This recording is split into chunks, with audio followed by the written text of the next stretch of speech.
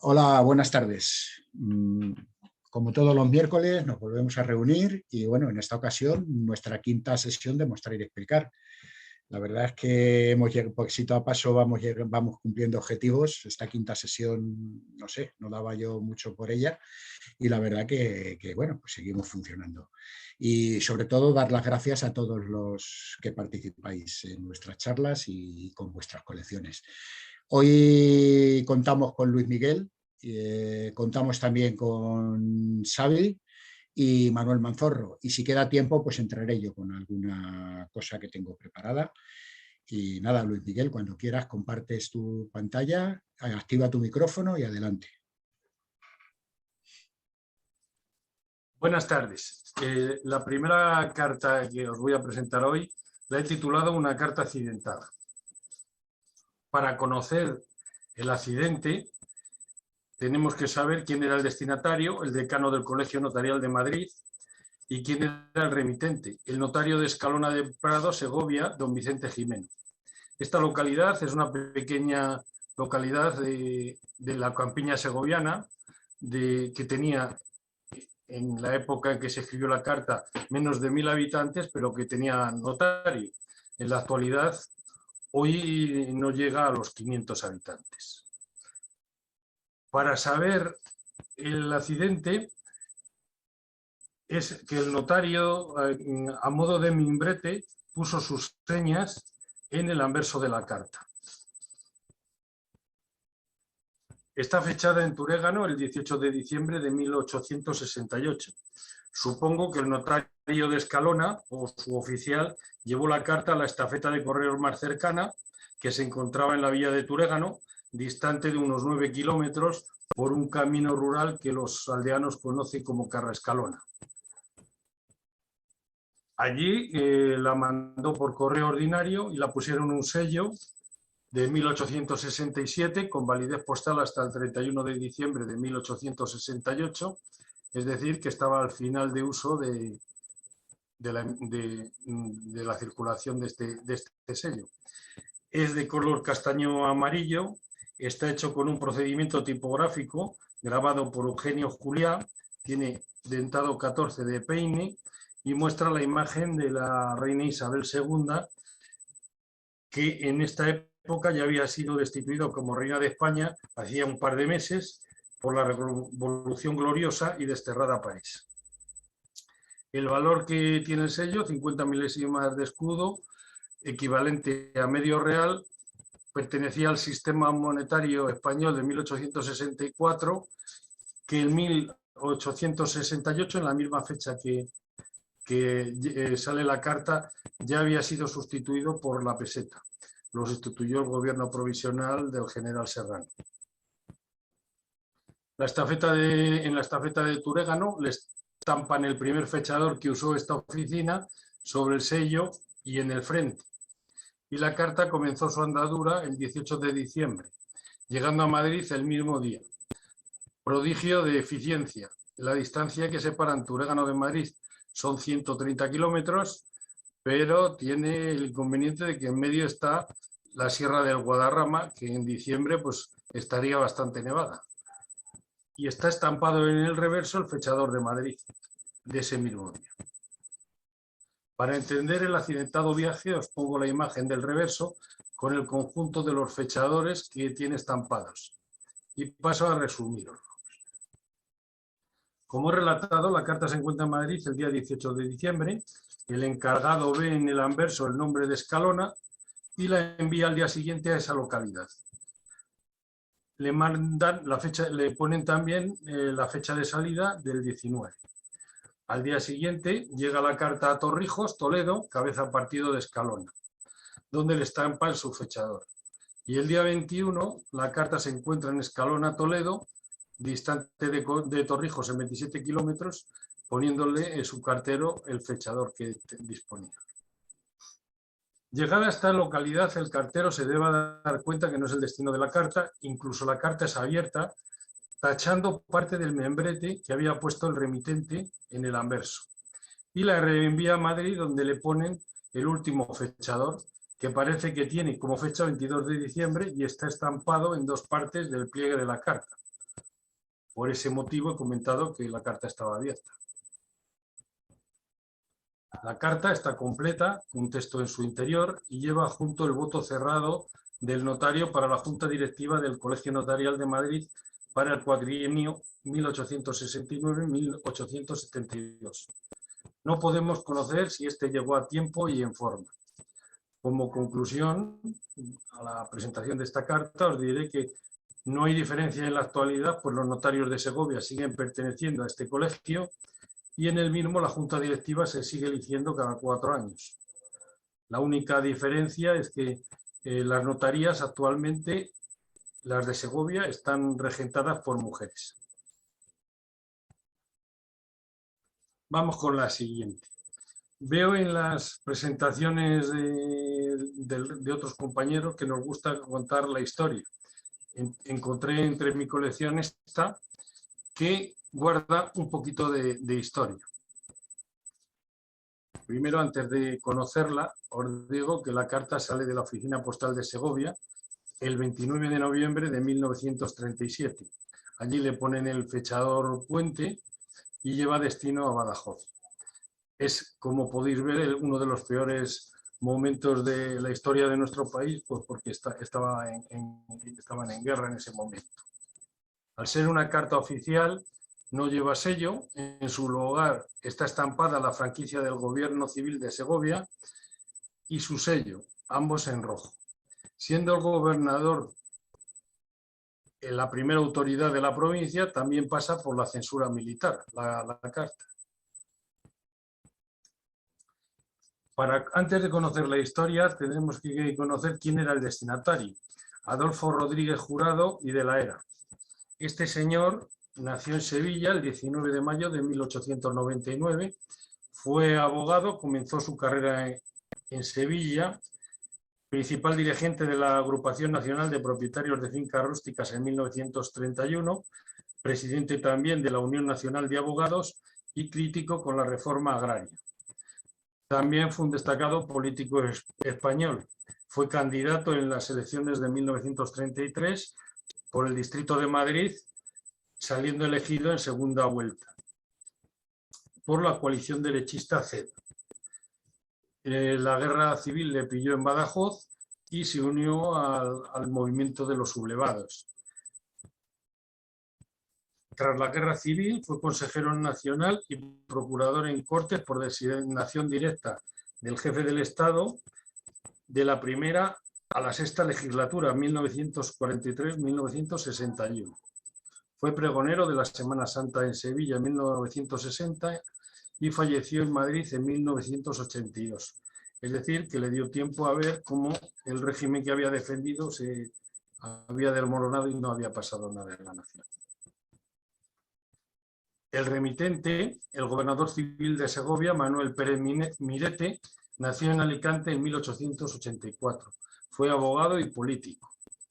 Como abogado estudió Derecho en Valencia y como político se inició en Alicante siendo diputado provincial en 1909. En 1915 fue nombrado jefe del Partido Conservador en Alicante, uno de los fundadores, director y gerente del diario conservador El Tiempo, que inició la andadura en 1918. En Alicante fundó en 1922 la Academia Jurídica Pérez Mirete, siendo miembro del patronato de la Caja de Ahorros de Alicante y de la Diputación Provincial, donde fue elegido presidente en 1930. Abandonó este cargo tras la proclamación de la Segunda República. El 16 de enero de 1937 fue nombrado gobernador civil de la provincia de Segovia.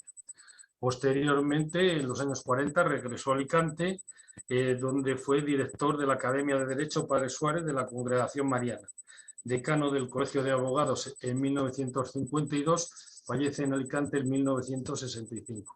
De este señor no he conseguido ninguna foto. Antes de comentaros la carta, tengo que deciros que esta surge como respuesta a un cuestionario que Adolfo Rodríguez Jurado le pidió al gobernador civil sobre un tema de las elecciones que se celebraron en febrero de 1936. Se lo pidió porque fue uno de los 22 ponentes del dictamen sobre la ilegitimidad de los poderes actuantes el 18 de julio de 1936, el gobierno de la Segunda República, que quería ser pues, la causa del levantamiento. Este dictamen le presentó el ministro de Justicia, Ramón Serrano Suñer, en 1939 y tiene un discutido valor jurídico. La carta está escrita con un lenguaje muy acorde a la época en que se encontraba. Primero el señor gobernador le dice que con un poco de retraso impuesto por sus múltiples obligaciones y para completar mi información para contestarla. Sabía que por un amigo suyo, un tal Ricardo Povil, que él estaba metido en este asunto y le ofrecía su entusiasta colaboración, y dice que aunque ya tenía conocimiento de lo ocurrido en esta provincia en las elecciones del 36, entregó su cuestionario al marqués de Lozoya, jefe que fue de la CEDA en esta provincia y que como tal llevó la batuta de la dirección de aquella contienda. Puedo asegurarle, después de la información que él le ha recibido, que para el informe de usted, Segovia no le aporta dato alguno. Aquí se celebraron las elecciones con la virulencia propia de la persecución de que el Frente Popular hizo objeto a las derechas. El gobernador civil extremó toda clase de procedimientos para obstaculizar los derechos de nuestra candidatura, pero todo fue inútil. El triunfo de la candidatura derechista fue arrollador. Pero después de la elección no se cometió atropello alguno, es decir, que la Junta Provincial del Censo hizo el escrutinio con toda legalidad y luego en el Congreso las actas de Segovia pasaron sin dificultad alguna. De suerte que, contestada afirmativamente la primera pregunta de su cuestionario, ya huelgan todas las demás. Estaba buscando a ver si había habido un pucherazo, un cambio de los votos.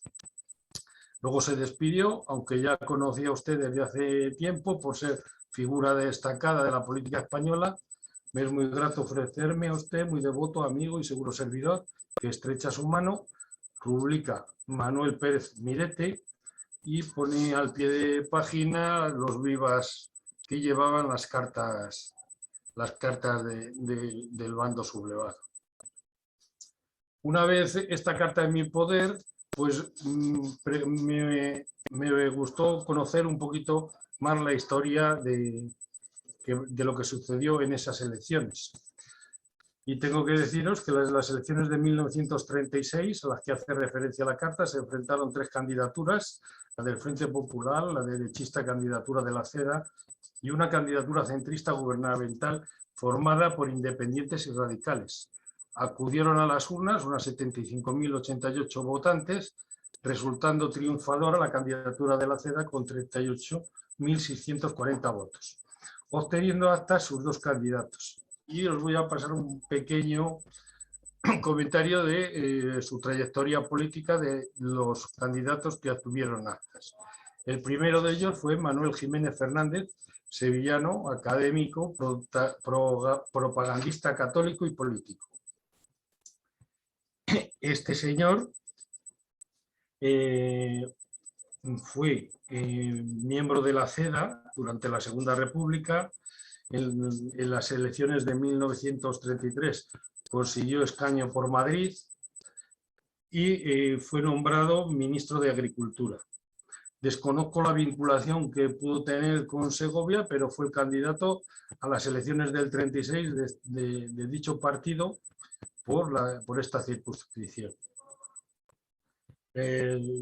Cuando estalló la guerra civil, este hombre se encontraba de vacaciones en Chipiona y no apoyó el golpe de Estado de julio, lo que estuvo a punto de costarle la vida.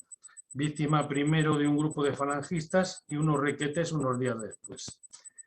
Fue el general Quipo de Llano quien acabó con esta situación y, agradecido, Jiménez se comprometió a no contactar con José María Gil Robles y supuso la neutralización política hasta 1943.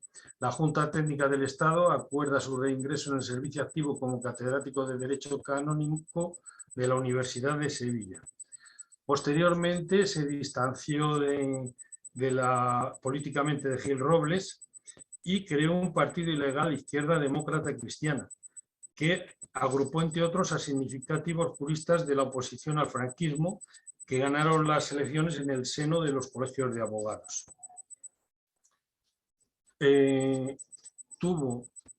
Dedicado a la docencia universitaria, ejerció una influencia decisiva en sus alumnos universitarios. Uno de ellos, Felipe González, llegó a ser presidente del gobierno. Falleció en esta localidad el 27 de febrero. No veo el año. El segundo de los candidatos, Juan de Contreras y López de Ayala, nació en Segovia en 1893 en una familia nobiliaria. En su adolescencia estudió el bachillerato en el Instituto de Segovia, después estudió Derecho en la Universidad de Salamanca y Filosofía y Letras en la Universidad de Madrid.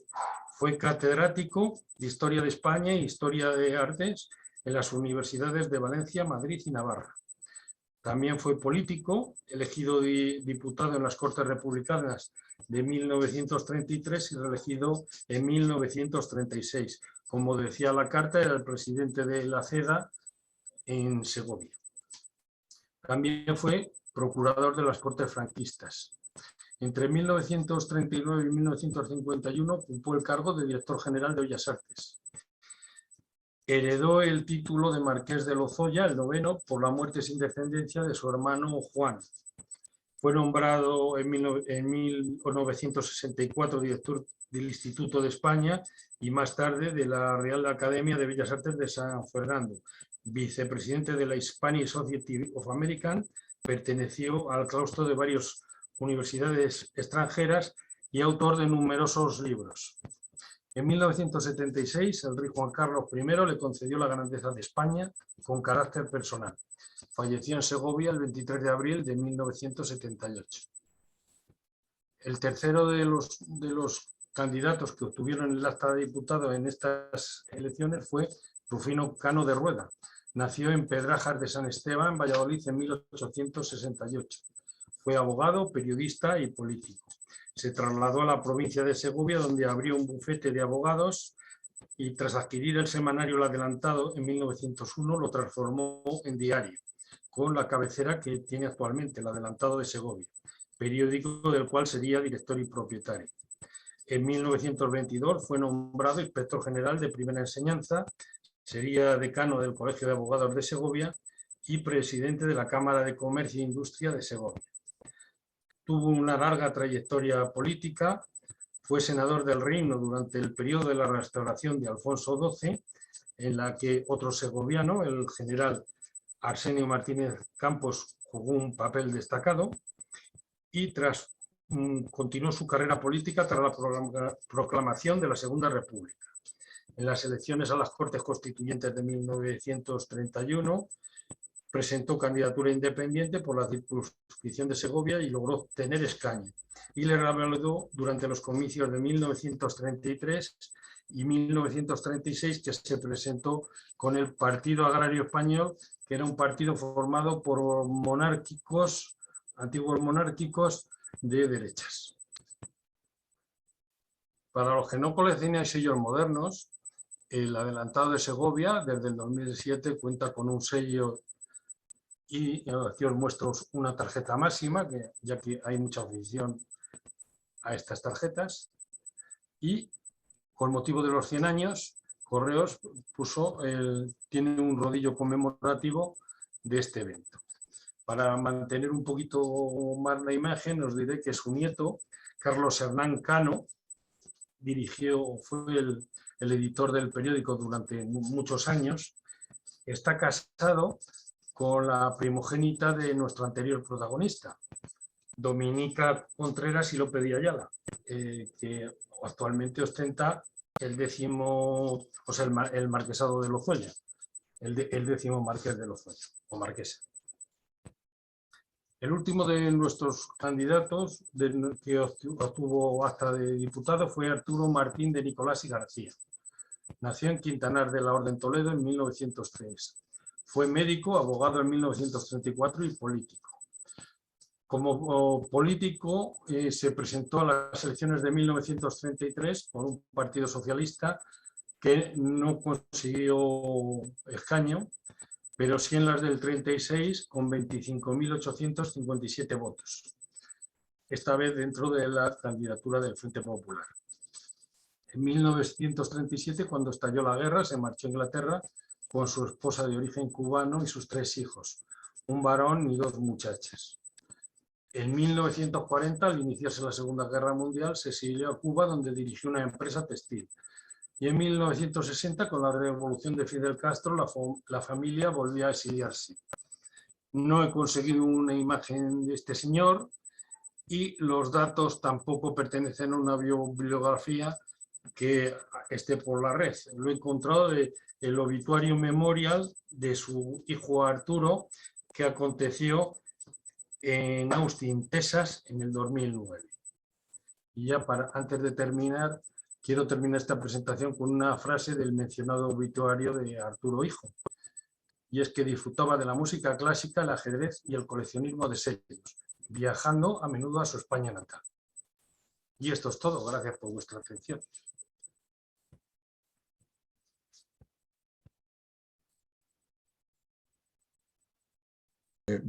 Con respecto a tus cartas, bueno, yo nunca dejo de leer las cartas y generalmente pues carecen de interés, son temas familiares, temas anodinos, pero alguna vez, de vez en cuando nos encontramos este tipo de historias, este tipo de tesoros y la verdad que yo creo que no somos una ciencia auxiliar de la historia postal, sino que somos una verdadera ciencia y un estudio sin necesidad de ser auxiliar de nada.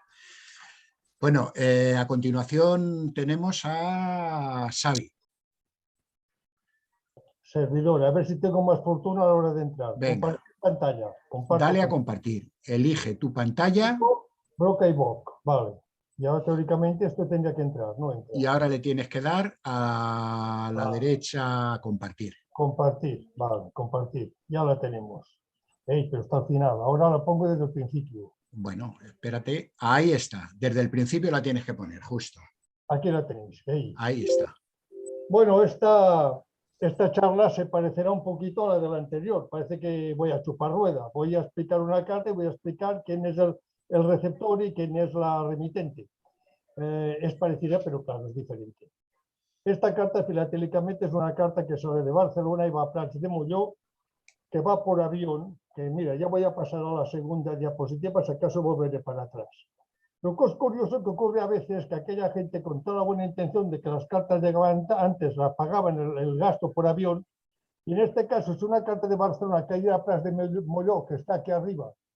Aquí está, Molló, hostia, así, sí. Está aquí arriba, lo que pasa es que ahora yo me lo tapo, que está aquí, Prats de Molló, que está aquí arriba. Si de Barcelona va a Ripoll, va a ¿cómo se llama? A Camprodon, y Camprodon aquí se ve que conecta con Prats de Molló, llegaría antes que si de Barcelona va a Marsella por avión y de Marsella a Prats de Molló, con todo el col de la Preste, que yo lo he pasado y aquella época, pues igual se pasaban 2 días.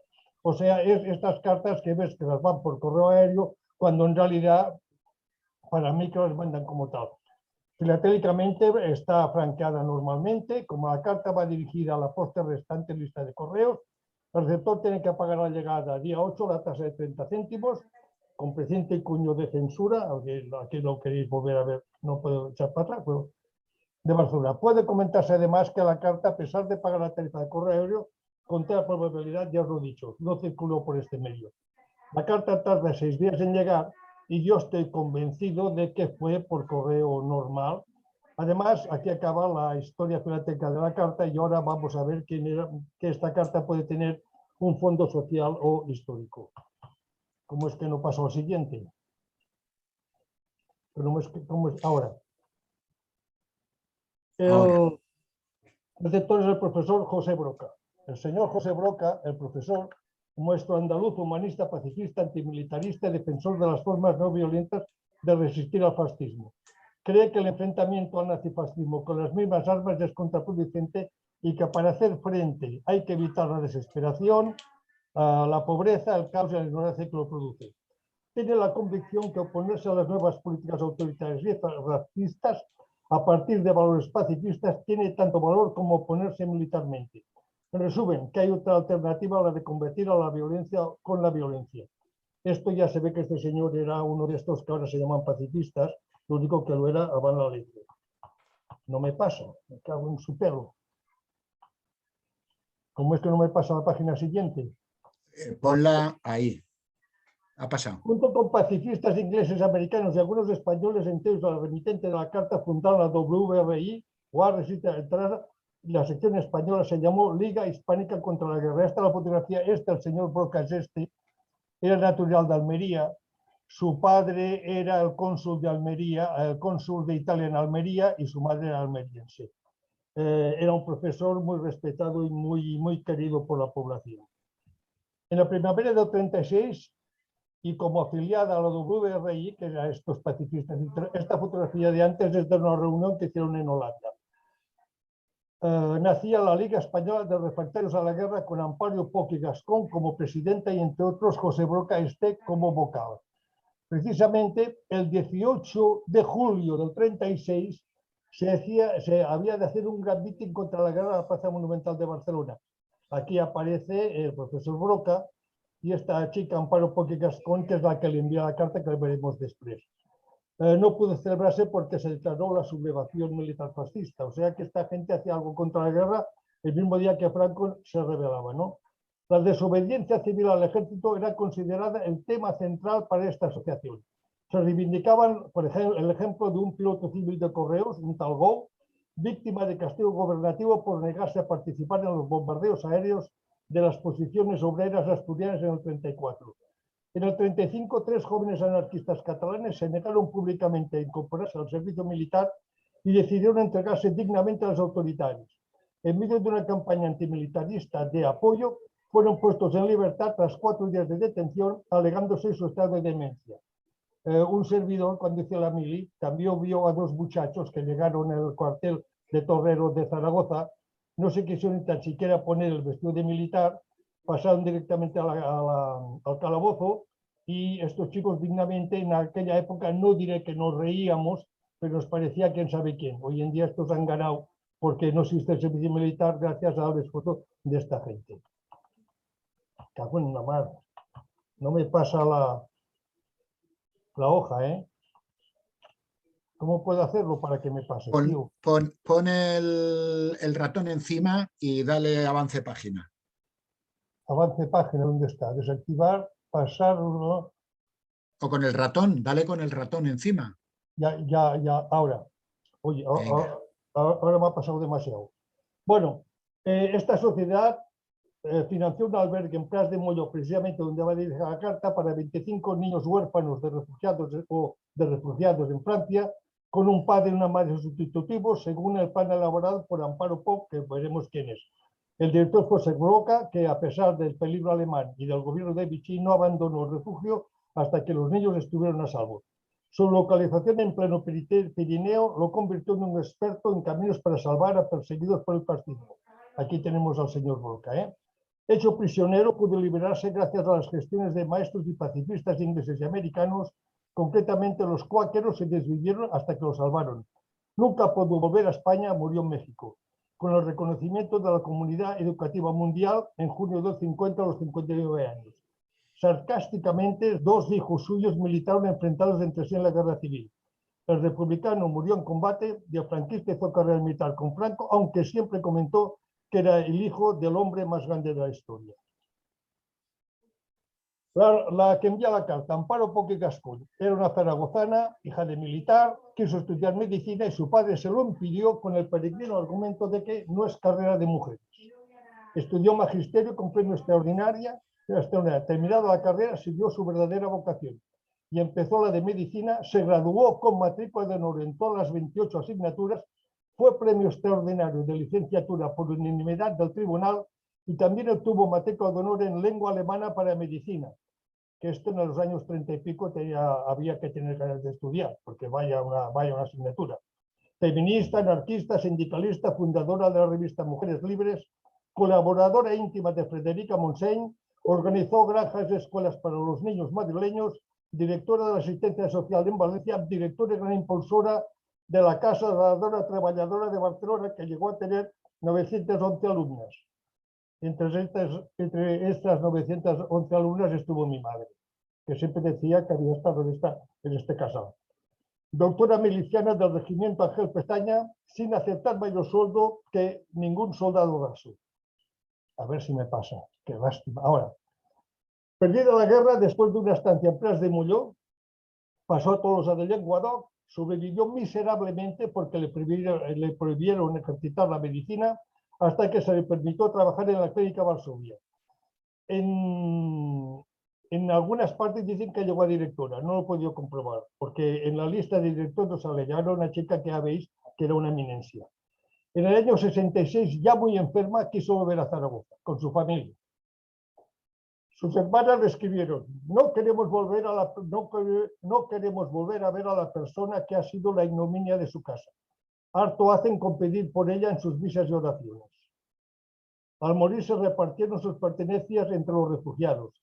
Su entierro en el exilio fue multitudinario. En su cuenta del banco solo había 16,29 francos. Hoy tiene calle en Zaragoza y en el 2008 se inauguró un centro de salud con su nombre. En la Universidad de Zaragoza, una placa dedica en su honor una de las salas de Paradiso. Quisiera creer en Dios y pensar que sus hermanas están quemando en el infierno. Gracias por la atención. Y aquí se acaba. Pues la verdad que fantástico también. Hoy estamos teniendo una verdadera clase de historia y se están haciendo muy amenas nuestras charlas. Se están convirtiendo en historia pura y dura y la verdad que merece la pena. Manolo Manzorro, ¿estás preparado? Sí, cuando Pues quieras. venga, cuando quieras. Bueno, vamos rápido. Vamos a ver.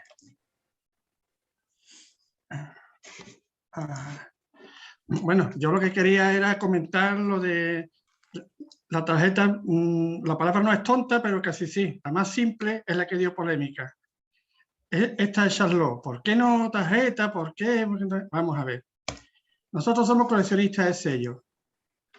Viendo claramente, este sello está editado por España. Esta es su ficha técnica, con todos sus motivos, fecha de emisión, de todo. La calcografía, tamaño. Bien, se puede hacer una tarjeta máxima. ¿Por qué no? Pues nada, no una, sino muchas, todas. Y encima esta ¿qué le pasa a esta? Que es triple. ¿Veis las tres imágenes? Es muy sencilla. El matasello, ahí lo tenemos ampliado. Su ficha técnica. Es decir, eso, el primer día. La forma de explicarla, de por qué es tarjeta máxima. En la ficha, cada tarjeta máxima, por lo menos yo la tengo así, le pongo un título, que sería este, Charles Chaplin, la emisión es copiada de la ficha técnica, nos va diciendo que va del centenario, todos los datos, dentado, la cartografía, lo que texto filatélico. Aquí está lo curioso. La obliteración es de apartados. Como veis, Cádiz, 20 del 9 del 89, y simplemente que por eso, ciudad que proyectó sus películas. Esta tarjeta es tan simple, tan tonta, que puede estar en cualquier parte de España. Porque, y lo mismo de Charlot, pues, le pasaría a Manolo Escobar, a Lina Morgan, cualquier personaje. ¿Por qué? Porque todos han hecho películas y se han proyectado. Son tarjetas simples. La de arriba, conmemorativa, con fecha primer día. Esto es importante decirlo también muchas veces, porque los matasellos conmemorativos no lo hacen siempre con primer día. Hay que tener cuidado con eso. Igual, más justificación todavía. Ciudad que celebró el centenario. Ahí lo vemos con el matasello. ¿Vale? Bueno, pues si ahora preguntando, si esta tarjeta de la derecha es triple, que es la primera que hemos visto, pues más simple, es una variante para recordar, somos coleccionistas de sellos y de tarjetas, y eran 3 palabras, tarjeta máxima, triple o variante. No más, ya creo que está explicado así, ¿eh? Ahora quiero recordar esto así un poco. Dije que las tarjetas máximas son siempre la tarjeta primera, la antigua, un cartón donde se ponía un sello, ¿veis? Un sello pegado. Pero mira qué curioso que también se ve en la tarjeta un águila. Estamos hablando ahora de 1872. ¿Esto puede ser máximo? Bueno, pues es que no solamente hay uno, hay más. ¿Veis? 1872. ¿Veis? Lo mismo, ¿eh? Esto es un sello del Imperio Alemán. ¿Veis? Tiene el escudo del águila, un golpe en seco, ¿eh? Los catálogos lo indican. Hay sus variantes. Pues entonces ya tenemos una tarjeta que ha aparecido que es mucho más antigua que la que puse el otro día. Era 1892, creo, si no recordáis. ¿Vale? Con esto, ¿qué quiero decir? Que os animo ahora mismo a rebuscar, a ver si tenéis unas magníficas tarjetas, porque siempre que cogéis una tarjeta, esto no, sea antigua o lo que sea, mirar si tiene un sello. Y ahora buscarle la concordancia. ¿Vale? Con esto quiero decir que enviarme cualquier duda o proyecto que tengáis, sin problema. Mira que yo quiero hacer esto, mira que he visto esto, yo tengo esto, yo os responderé con ejemplos. ¿Vale? Gracias, no más. Rápido. Bueno, pues Manolo, tú eres súper rápido, pero la verdad que bueno, pues ha servido de aclaración y parece ser que en el foro de tarjetas máximas hay polémica, entonces bueno, pues queda dicho. Manolo está a vuestra disposición para lo que os apetezca. Y bueno, vamos a ver si yo tengo aquí preparado lo que yo iba a entrar, que hoy iba a entrar yo pues, con una cosilla simple. Bueno, pero claro, esto es al final. Esto es el final. Bueno, vamos a ver, presentación de diapositivas desde el principio. Bueno, pues yo hoy os voy a hablar de los legionarios irlandeses. La verdad es que se conoce muy poquito de ellos y bueno, pues es una charla en la que os voy a presentar 2 o 3 cartas y poquito más. Espero que os guste. A ver. Bueno, pues mirad, los legionarios irlandeses, la República de Irlanda era simpatizante al principio de la República Española. Cambió su percepción sobre esta cuando se reveló el programa laico de la República Española. Irlanda había basado su lucha por su independencia en la diferenciación religiosa con Gran Bretaña y su catolicismo era la base fundamental de su Estado. Debido al programa laico y a que el catolicismo era la base fundamental de su Estado, pues se declaró neutral. Aunque la popularidad de los sublevados o nacionales era muy superior al Estado legítimo, sobre todo por la persecución religiosa. En la actualidad no, en la actualidad hay monumentos a los brigadistas internacionales como defensores de la democracia y de la libertad y tímidamente se sonríen cuando se habla de la Legión Irlandesa. Hubo aportación de combatientes en ambos lados de la contienda, un número muy escaso encuadrados en las brigadas internacionales, alrededor de 150, y además este número estaba muy diluido entre las unidades de habla inglesa y entre decenas de nacionalidades. Está claro que neozelandeses, australianos, bueno, pues realmente había mucha gente de habla inglesa de muchos países. Los irlandeses que vinieron a ayudar a los sublevados, es decir, a los nacionales, número mucho mayor, aunque no pasaron de 700, también hay que tenerlo en cuenta, pero llamaron mucho más la atención, pues vinieron ya encuadrados de Irlanda y formaron una unidad compacta. Los reclutó el general O'Duffy, que fue un héroe de la independencia irlandesa. Llegaron a España en 5 expediciones, 4 de ellas desde Liverpool a Lisboa y una quinta de Galway al Ferrol. Y desde aquí se trasladaron a Cáceres en ferrocarril vía Salamanca. La principal condición que pusieron para combatir en España fue no combatir contra las unidades vascas, pues comulgaban con su ideología católica y estaban en sintonía con el deseo separatista de los mismos. Al fin y al cabo, bueno, pues eran de las mismas ideas. Entraron en línea de combate en los alrededores de Madrid, formando la 15ª bandera de la Legión, aunque todo el mundo los conocía como la Brigada Irlandesa. Participaron en muy pocas acciones de guerra. De hecho, las 2 que participaron, por decirlo de alguna manera, hicieron el ridículo. La primera en la zona de Cienpozuelos, donde, confundidos con brigadistas internacionales, se enfrentaron a una bandera de canarios, sufriendo varias bajas por fuego amigo. Posteriormente lucharon en Guadalajara con un resultado también poco heroico. Franco los defenestó y se les repatrió, bueno, en junio, pero a partir de abril del 37, pues no entraron en combate. Fueron recibidos en Dublín como auténticos héroes.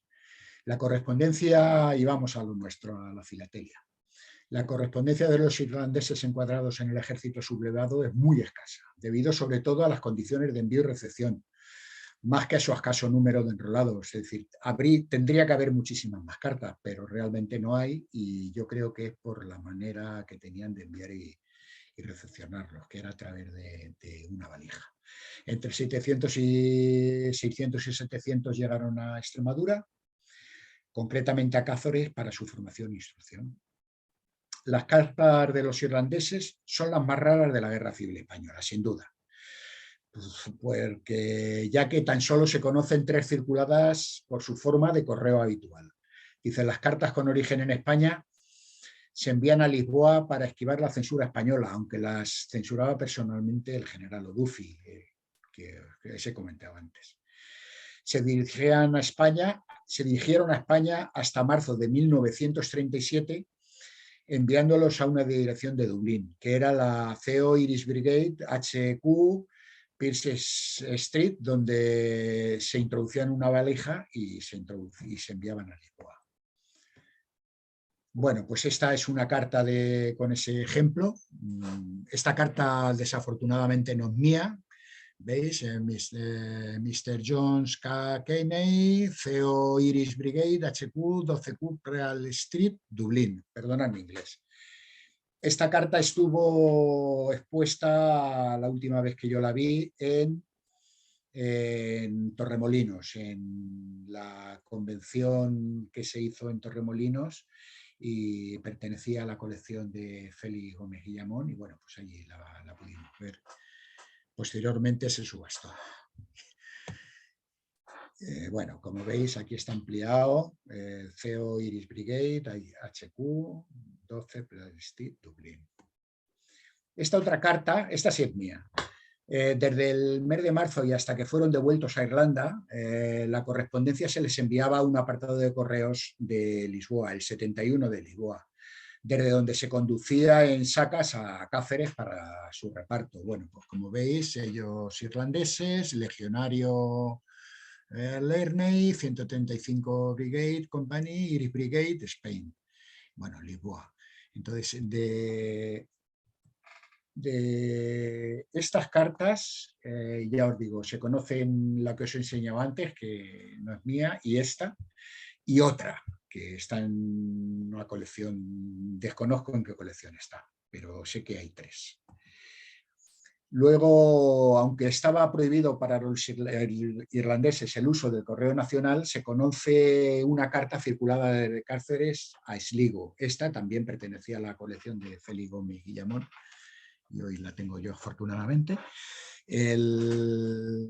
A Sligo, circulada el 12 de junio del 37. Y hay otra circulada a Maribor, el 29 de marzo del 37. En total se conocen 5 cartas, lo que da rareza, da idea de la rareza de las mismas. 2 circuladas por el correo español. Esta, como veis, lleva fechador de Cáceres y la censura de Cáceres. Y otras 3 con el sistema de correo que usaron los irlandeses. En el mes de junio se marcharon a su país. Y bueno, y ahí termina toda su historia en la Guerra Civil Española y toda su historia postal. Y nada, muchísimas gracias y espero que os haya entretenido. Si tenéis alguna pregunta, aquí estamos. A cualquiera de los 4. Muy entretenidos. ¿Eh? Muy entretenidos todos. Han sido entretenidos, ¿verdad? Pues, me llama mucho la atención de la de Luis Miguel, joder, sí. Lo que es la historia de conocer a 2 personas de las que él ha estado hablando, Manuel Jiménez Fernández, porque en Sevilla es un meeting y es de esas personas que debía ser centrada, porque siempre estuvo perseguida por izquierda y por derecha. Y lo purgaron después, instalado el franquismo, y hasta el año, creo que 60 o 61, no recuperó la cátedra de Derecho Canónico en Sevilla, estuvo muy purgado. Y de hecho por eso creo que pasó un poco a la izquierda, ¿no? Un poco desencantado de las derechas de Franco, ¿no? Y luego Arturo Martín de Nicolás, me cabe el honor de haber sido amigo suyo y cliente mío. Hijo, que tenía una soberbia colección de enteros postales de la República. Muy curioso. Interesante. ¿Alguien más?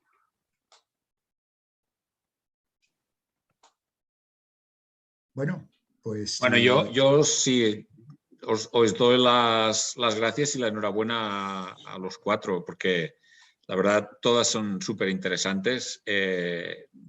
Por coleccionar también siglo XIX y periodo isabelino, me ha gustado mucho la carta esta de los notarios del año 68, mal encaminada, y luego ver cómo se corrige el encaminamiento y tal, muy interesante. Pero me ha gustado mucho todo porque son piezas súper interesantes, pero que por ser cosa muy limitada no da para una presentación de 1 hora, pero cuando haces así 10 minutos, una cosa muy puntual, pues te permite entrar en los detalles y te permite entender las piezas. Y la verdad que me gusta mucho este formato que voy a decir. Muchísimas pues eso, gracias a todos y enhorabuena. Lo de los irlandeses también súper interesante. Y con lo respecto mismo a te lo... digo, cuando solo existen 3 cartas, ¿cómo vas a hacer una presentación de 1 hora, no? No, Pero haciendo un ratito bueno, así... Y la calidad de las cartas. De todas maneras, se me ha olvidado decíroslo. No sé si se verá, no se ve. En el Academus número 22 hay un artículo de Félix Gómez Guillamón que se llama Irlandeses en España, del 36 al 37, que pues es muy interesante. La verdad es que es un artículo muy cortito, pero muy interesante. Y os remito a ese artículo para tener alguna información más. Aunque yo os debo decir que he fusilado parte de lo que dice Félix en ese artículo. Y la de Xavi también muy interesante, la verdad, porque pones esa carta en una colección o en una presentación de la Guerra Civil y pasa desapercibida, ¿no? Pero luego ves pues el remitente, el destinatario y toda la historia que lleva y se convierte en una pieza excepcional. Estupendo. Qué grande hombre, qué gran mujer, ¿eh? Sí. Qué 2 personajes. Burro Colorado, tremendo, ¿eh? Además... Burro Colorado, enciende la luz. ¿Eh? Que enciendas la luz. Que no hay manera. Ahora sí. Cuando vengas a casa verás desde donde tengo la cosa esta. Bueno, desde aquí parece un ángel, todo esto blanco. Bueno, lo que eres. Lo que quiero decir y quiero reivindicar, y aprovecho que nadie más dice nada, es este tipo de coleccionismo. Coleccionar sellos no es meter un sello al lado del otro. De aquí, de allá, ya para aquí. Cada carta estas tiene historias y las hueles tienen un perfume en este caso, yo he estado en la escena de Zaragoza. ¿Usted sabe quién es Amparo? Que allí le llaman Poch en lugar de Poc, porque hablan lo castellanizan, natural. Pues nadie sabía quién era. Esta gente nadie sabe quién son. Y es gente que ha dado el pellejo.